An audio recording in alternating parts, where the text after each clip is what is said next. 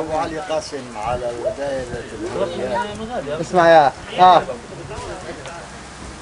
47 رحنا مع حياة ابو علي قاسم، كان مختار على دائرة الهويات، قطعت هوية كبرني 5 سنين.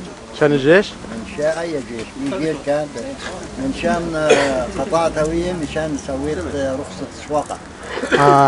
وظلت لليوم. وظل اكبر من ابو فخري ب10 سنين في العومة في الهوية، اما في القدر هم اكبر. الله يرحمه. اما 10 سنين كان اكبر من ابو فخري. عشان هيك كان يقطع من قبل. في 56 قالوا لي الحدود بدهم ياخذوني يبعثوني يعني اشتغل على كندا، بس بدك تجيب جواز سفر بعد ما عندك مهلة شهرين.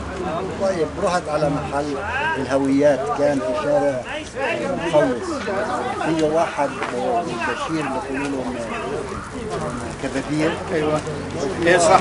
واحد هذا اشتغل بيطلع 50 سنه. سوقفت. ايوه قلت بعد بكره بيجي بعد بكره، بس لما بدي ايجي بعد كم يوم صار حرب السويس 56. فرقت ظلت الهويه ماشيه على 3.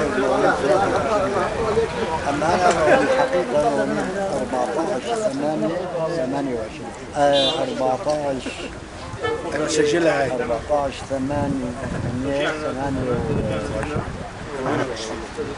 حلو.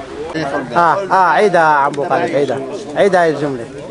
أنا في سنة 49 انضميت لحزب حلول.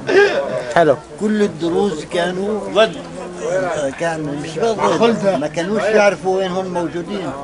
المضايا يأمنون لي، مرة يقول لهم مع صالح خنيفي استعوا صفوم، مرة يقول لهم يمين مرة شمال. أنا أبو سامي حمود وقفنا وصمدنا. صح. كانوا يقاتلونا ويهاجمونا واحنا مقطعين لهم. وابن بيجن اعترف. وشو مع ابو علي؟ مع حياة ابو علي قفطان؟ ابو علي قفطان تزاعل مع القضايا مع ابو خوشي، انضم لحلول ترك في 65 اللي راح جابوا لحيوة ابو غالب اللي جابوا 64 مظبوط. وظل 69 وهو في 70 توفى. هذه رحمة الله يرحمه. قولي قد ايه كان في اجره ناس؟ كثير والله.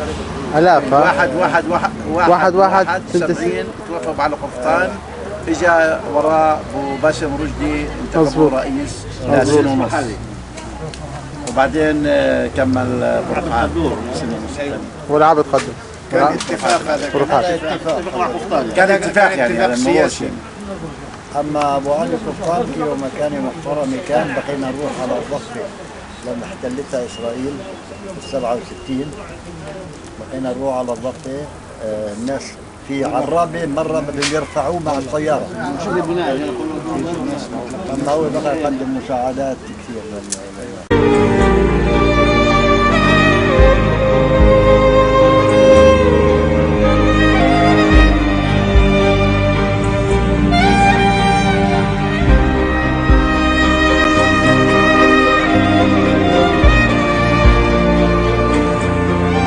ابو غالب يمكن خلطك اياه.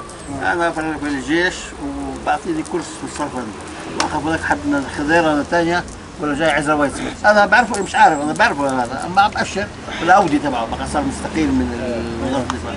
وقف لي وقعد انا عرفته، قلت له سلمت عليه قال لي بتعرف لي صديقي ابو غالب وام غالب اكلت عندهم، نحكي كلام في العربي اكل لبني.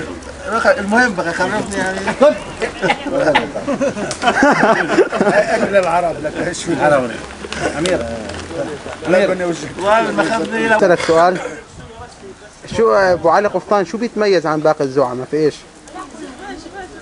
كرم وجرأة، كرم وجرأة وفهم، شخصية.